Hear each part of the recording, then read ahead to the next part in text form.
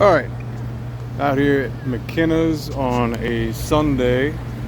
They said their main dining room AC was not coming on. Um, so she's on now. Basically, what it was, so you were getting the 208 to the transformer. You were getting your 24 on the other side, but it wasn't coming to the board. So I did a little backwards looksy-poo here. This line, if you look on the board, you can see that smoke detector, smoke shutdown. Okay, so come over here.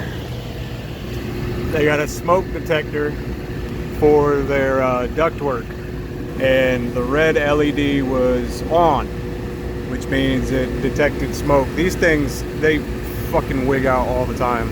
But basically all I did was push that little button and reset the smoke detector, and within a couple of minutes she fired right up. So yeah, easy fix. Had to come all the way to Port Orange to fix it, but easy fix.